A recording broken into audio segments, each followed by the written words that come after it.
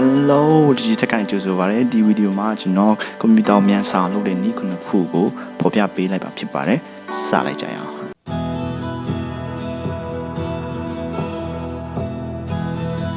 Okay ပထမဆုံးအနေနဲ့ disable startup app ဆိုရင်ကျွန်တော်တို့ကွန်ပျူတာဆက်စပ်ဖွင့်တဲ့အချိန်မှာဒီသူကနေသူနောက်ခံမှာเนาะဖွင့်လာတဲ့ software တွေကိုပိတ်တဲ့နည်းကိုဖော်ပြပေးမှာဖြစ်ပါတယ်အဲ့ဒါဆိုရင်တော့ကျွန်တော် setting ထဲကိုတွားမယ်เนาะ setting ထဲကို search bar မှာဝင်ပြီး setting ထဲကိုတွားမယ်ပြီးလို့ရှိရင် apps ထဲကိုဝင်တွားမယ် apps ထဲမှာဒီ app setting ထဲဝင်ပြီးတော့ startup ဆိုတာလေးကို click ခောက်လိုက်မယ်အဲ့ချိန်မှာဒီနောက်မှာကြည့်လိုက်ဒီ software တွေကဒီ software တွေအကုန်လုံးကသူကကိုယ် computer Windows တက်တဲ့အချိန်မှာသူကနေနောက်ခံမှာเนาะ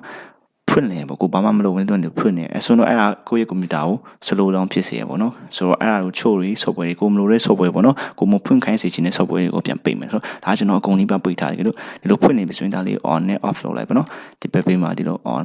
off ပေါ့နော်ဒီလိုလေးလုပ်ပေးလိုက်လို့ရှိရင်ဒီက startup software တွေအကုန်လုံးကိုပိတ်ပြီးတော့ဖြစ်ပါတယ်နော် number 2ကျတော့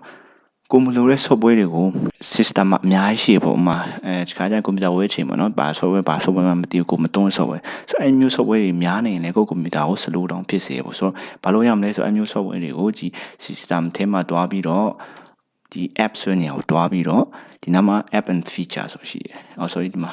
okay app and feature ဆိုရှိဒီ app and features ကိုတွားပြီးတော့ဒီနားမှာ software တွေအများကြီးရှိတယ်။အဲ့မှာကိုမသုံးတဲ့ software မလိုအပ်တဲ့ software တွေကို right ဒီမှာ click ခောက်ပြီး uninstall လုပ်လိုက်လို့ရှိရင်ဒါတော့ကိုယ့်ရဲ့ကွန်ပျူတာကိုမြန်ဆောင်လုပ်ပေးတဲ့နည်းတစ်မျိုးပဲဖြစ်ပါတယ်နော် number 2အနေနဲ့ကျတော့ကျွန်တော် disk clean up နော် clean up the disk ပေါ့ disk ကို clean ရအောင်ကိုယ့်ရဲ့ hard disk ကိုနော်ဆိုတော့ disk search bar မှာ disk ဆိုပြီးရိုက်ခဲလိုက်ခြင်းဒီမှာ disk clean up ဆိုလေးပေါ်လာအဲ့ဒါကိုဖွင့်လိုက်မယ်နော်ဖွင့်လိုက်ခြင်းမှာဒီမှာသူကဘယ် disk ကို clean up လုပ်ခြင်းလဲပေါ့နော်ဆိုတော့ကျွန်တော်ဒီသူက automatically C ကို select လုပ်ပေးထားတယ်ဆိုတော့ကျွန်တော် C ကို select လုပ်မယ်နော်ဘာလို့လဲဆိုတော့ C ကပဲအဓိကoperating system တွင်းထိုင်နေရပါတယ်နော်ဆိုတော့ဒါကို okay နေလိုက်မယ်အဲဆိုရင်မှသူက calculating ဆိုပြီးဒါပေါ်လာမယ်အဲ့ချိန်မှာဒီမှာကိုရွေးချယ်ပြီးအောင်ပေါ့ဒီ download program file ဆိုတော့ဒါကိုကျွန်တော်မရွေးချယ်အောင်ပါလို့ဆိုတော့ကို download ထားတဲ့ file တွေကိုဖြတ်မိတာပေါ့နော်အဲဆိုရင်တော့ဒါတွေအကုန်လုံးသူရွေးချယ်ထား setting တွန်းနေသူဖြစ်ပြီးဆိုရင်ဒီဟာကို okay နေလိုက် okay နေလိုက်ဆိုရင်ဒီမှာ delete file ဆိုရင်တွန်းနေသူဒီsystem လိုအပ်တဲ့ file တွေကို delete သွားမှာဖြစ်ပါတယ်เนาะ number 4ကျတော့ကိုယ့်ရဲ့ drive ကို defragment drive ဆိုတဲ့ method လေးဖြစ်ပါတယ်เนาะအဲဒီ method လေးကိုဘယ်လိုလုပ်မလဲဆိုတော့ setting ထဲမှာပဲ search bar ထဲမှာเนาะအလွယ်ကူဆုံးပေါ့ဒါကတော့ဘာမှရှာနေစရာမလိုရိုက်ထည့်လိုက်ရုံပဲဒီတော့ရိုက်ထည့်လိုက်ရှင်မှာဒီမှာအောက်ဆုံးမှာဒီမှာ defragment optimize drive ဆိုတာပေါ်လာအဲ့ဒါလေးကို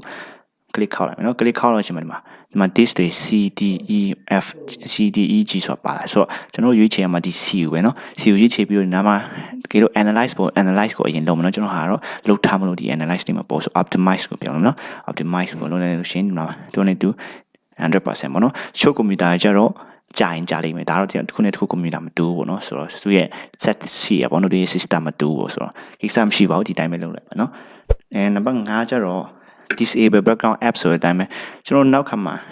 သူနဲ့သူ run နေတဲ့ software တွေကိုပြန်ပြီးတော့ပိတ်ခြင်းပေါ့เนาะအစပြောခဲ့တယ်ဒါအစပြောခဲ့တာကျတော့ဆက်ဖွင့်လိုက်လို့ရှိရင်သူနဲ့သူဖွင့်လာတဲ့ software ကို run မယ်အခုကျတော့ဆက်ဖွင့်ပြီးတော့နောက်ခါမှာသူနဲ့သူ run နေတဲ့ software ပေါ့เนาะကျွန်တော်တို့မလိုအပ်တဲ့ software တွေပေါ့နောက်ခါမှာမ run ခိုင်းစေချင်ပေါ့သူသုံးလည်းမသုံးပေါ့เนาะဆိုတော့ run စရာလည်းမလိုဘူးပေါ့ဆိုတော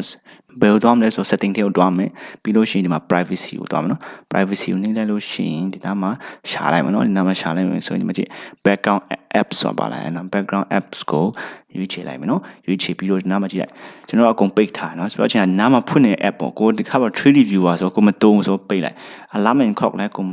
run ခိုင်းစင် run ပြီးပါလို့เนาะကိုမအဲ့လောက်ထိတုံးမတည်ဆို camera လည်းကိုမတုံးအဲ့ဆိုပိတ်ထားလိုက်ဒီမှာ feedback hub လည်းမတုံးဆိုတော့ဒါတွေကိုဒီလိုအဖွင့်အပိတ်လေးလုပ်ပေးလိုက်ပေါ့ဒီလိုဖွင့်နေဒီပိတ်လိုက်ပေါ့เนาะ off လုပ်လိုက်ပေါ့ Microsoft new ဒါလည်းကျွန်တော်တို့တည်မကြည့်ဘူးဆိုတော့ပိတ်လိုက်ဆိုတော့ဒါလည်း system ကိုမြန်ဆန်ခိုင်းစေတဲ့ method တစ်ခုပဲဖြစ်ပါတယ်เนาะဆိုတော့နောက်တစ်ခုကျတော့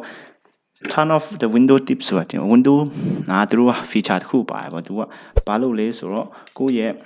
user ပေါ့နော်ဒီ newbie တွေပေါ့အထူးမစကိုင်းတဲ့ကွန်ပျူတာတွေသူက suggestion လေးပေးရပါဒီ window မှာဒီ feature ရှိရဆိုတာလေသူနဲ့သူ suggestion ပေးဟာလေးပေါ့နော်ဒီမှာ notification setting ထဲဝင်ပြီးတော့ဒီနာsystem ထဲမှာပဲ system notification ကိုကြည့်လိုက်ပြီးတော့နောက်မှကျွန်တော် notification နဲ့ action ဆိုတဲ့နေရာကိုဝင်လိုက်လို့ရှိမှဒီမှာ get tip trick and suggestions as you see windows ဆိုတဲ့ဒီဟာကိုပိတ်လိုက်မယ်เนาะဒီမှာကြည့်အမှန်ချစ်ကိုဖြတ်လိုက်မယ်ဒါနှစ်ခုဖြတ်လိုက်ပြီးဆိုရင်ဒါလည်း ပြီးသွားတယ်เนาะဒီ method လဲနောက်ဆုံးတစ်ခုကြတော့ကိုယ့်ရဲ့ hard disk မှာတကယ်လို့ file တွေအများများရင်လည်းဒါကိုယ့်ရဲ့ system ကိုလေးစီရပေါ့အဲဆိုရင်အဲ့ဒါဘယ်လိုလုပ်မလဲဆိုတော့ system ထဲမှာတွားလိုက် system ထဲကိုတွားပြီးတော့ဒီမှာ storage ဆိုရှိရယ် storage မှာနားမှာချက်အဓိကကိုဖြတ်ချင်တဲ့ file folder ဒါ temporary file ဆိုအဲ့ဒါကိုတွားမယ်တွားပြီးလို့ရှိရင်သူကမှာ scanning လုပ်တယ်မြင် scan ဖတ်ပေးလိမ့်မယ် scan ဖတ်ပေးတဲ့ချိန်မှာနားမှာ download thumbnails temporary file အများကြီးကြာလာအဲ့ချိန်မှာကျွန်တော်တို့ဖြတ်ချင်တဲ့ file က window update clean up ပေါ့ဒါဖြတ်လိုက် Microsoft Windows Defender လည်းဖြတ်လိုက်ဒါကိုယ့် hard disk ထဲမှာနေရာယူနေရပေါ့ကိုမသိဘဲနဲ့နော်လိုလည်းမလိုအပ်ပါဘူးနော်ကိုလည်းမတုံလိုလည်းမလိုအပ်ဘူးဒါတွေကဆိုအပို file လို့ပြောလို့ရပါဆိုတော့ဒါကိုသူကနေတော့ download ကိုတော့မယူချင်ဒါဆိုတော့ဒီနေရာမှာကိုယ့်ရဲ့ file တွေတင်ထားပါပေါ့သူ download type file ရှိနေမယ်ဆိုတော့ဒါအကုန်လုံးကိုသူကနေတော့အမှန်ချစ်ပေးနေမှာအမှန်ချစ်ပြီးဆိုဒီမှာ remove file လေးနှုတ်လိုက်ဆိုရင်သူကနေတော့ clean up လုပ်လိုက်ဒီမှာ window update clean up ဆိုပြီးပေါ်လာဆိုတော့ဒါပြီးတော့ကိုနောက်သူနေသူ clean up ဖြစ်သွားလိမ့်မယ်တကယ်လို့ဒီ method တွေနဲ့တင်းရဲ့ computer မှာအသုံးမဝင်ဘူးဘာမှပြောင်းလဲမှုမရှိဘူးဆိုရင်နောက်ဆုံး method တစ်ခုကျွန်တော်တင်းရဲ့ computer ကို hard disk ကို SSD လဲလိုက်ပေါ့နော်ပြီးလို့ရှိရင် RAM လေးထပ်ဆိုင်လို့ရရင်ထပ်ဆိုင်လိုက်ပေါ့နော် star ရဲ့အကောင်းဆုံးနော်အလွယ်ကူဆုံး method ပေါ့နော်ဒီ video လေးအတင်းတော့အထောက်အကူဖြစ်မယ်ဆိုရင် subscribe share လုပ်ပြီးတော့နောက် video မှာပြန်တွေ့ကြတာပေါ့